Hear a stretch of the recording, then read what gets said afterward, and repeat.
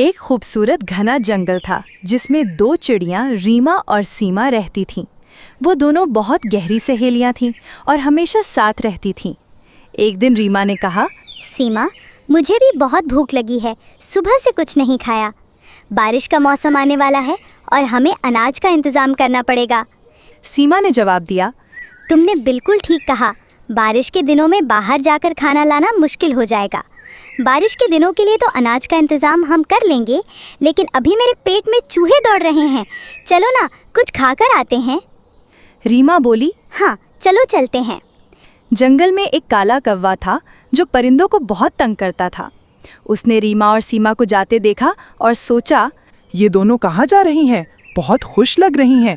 मुझे इन पर नज़र रखनी पड़ेगी। वो बहुत बुरा है। सीमा ने रीमा से कहा, हाँ, मुझे पता है। मैं उसे बुलाती ही नहीं। उसके साथ कौन रहेगा? वो हमेशा दूसरों को परेशान करता रहता है। दोनों चिड़िया खाना खाकर वापस अपने घोंसले में आ गईं और बातें करने लगी। बारिश का मौसम आने वाला है और अंडे देने का भी वक्त हो गया है। हमें अपना घर जल्दी से बनाना पड़ेगा। हाँ, ज़रूर। अंडे देने का वक्त हो गया है। मुझे इन दोनों पर नज़र रखनी पड़ेगी। चलो, घर तो बन गया, अब आराम से रहेंगे। बारिश की भी कोई टेंशन नहीं। घर तो बहुत ही अच्छा बना है। बारिश का पानी भी नहीं आएगा। दोनों चिड़ियां घर में रहने लगी। कुछ दिनों बाद दोनों चिड़ियों ने अपने अंडे दिए। रीमा ने कहा, हम दोनों खाना लेने बाहर जाएंगी तो हमारे अंडे अकेले रहेंगे। उस वक्त घर पर कोई नहीं रहता। कोई बात नहीं, इसका हल मेरे पास है। हम बारी बारी खाना ढूंढने जाएंगे। किसी एक को घर की निगरानी करनी पड़ेगी और एक खाना लेने बाहर जा सकेगी। हम ऐसा ही करेंगे। दोनों ने जैसा सोचा था वैसे ही बारी बारी खाने के लिए जाती थीं। इसी तरह वक्त गुजरने लगा। वही काला कौवा, जिसे सब तंग करने वाला कौवा कहते थे, को पता चल गया कि चिड़ियों ने अंडे दिए हैं। एक दिन वो दूसरे दरख्त पर आकर चुपके से देखने लगा। दोनों में से एक ही चिड़िया जा रही है। एक तो घर पर ही रहती है। अब क्या करूं?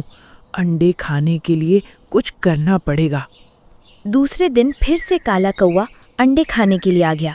जब रीमा खाना लेने बाहर जाती है तब चुपके से, रीमा मुसीबत में है, रीमा मुसीबत में है।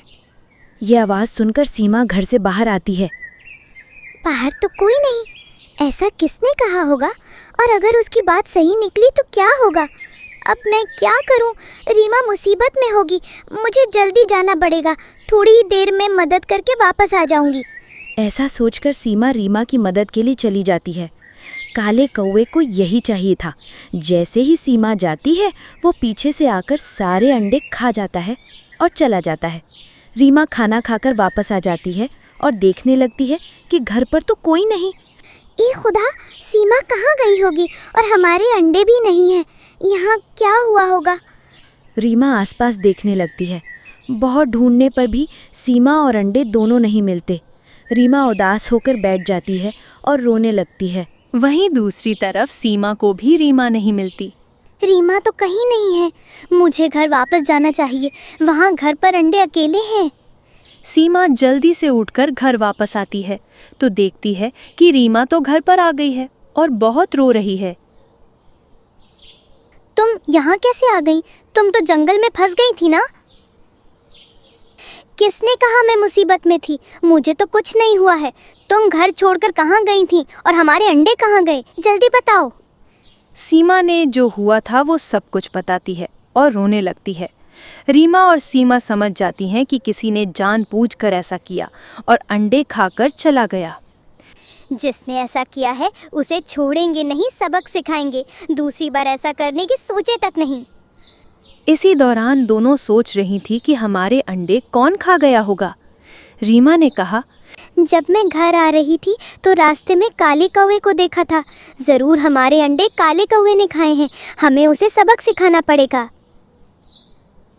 हम काले कौवे को कैसे सबक सिखाएंगे? वो हमसे ज़्यादा ताकतवर है।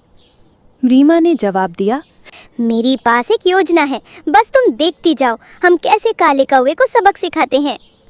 काले कौवे के बगल वाले दरख्त पर बैठकर काले कौवे को सुनाई दे इस तरह बातें करने लगती हैं। हमारे अंडे तो कोई खा गया, लेकिन हमारे दूसरे अंडों के बारे में किसी को पता नहीं चलने देंगे। इस बार हम अपने अंडों का बहुत ख्याल रखेंगे। ये सब काले कौवे को सुनकर दोनों चिड़ियाँ वहाँ से उड़ जाती हैं। काला कौवा सोचता है, कल सुबह अंडे खाने जाऊंगा, दोनों चिड़ियों को फिर से इसी तरह बेवकूफ बनाऊंगा। थोड़ी दूर पर एक दरख्त में छुप जाती हैं। जैसे ही काला कौवा आकर रीमा मुसीबत में है ऐसा कहता है, सुन के सीमा योजना के मुताबिक कोई मुसीबत में है कहकर पर फैलाकर उड़ जाती है ताकि किसी को पता भी ना चले। जैसे ही काला कौवा अंडे खाता है, ये क्या हो गया, और घर पर अंडे के पास गोंद लगा दी थी। जैसे ही कौवा खाने के लिए आता है तो चिपक जाता है और पकड़ा जाता है।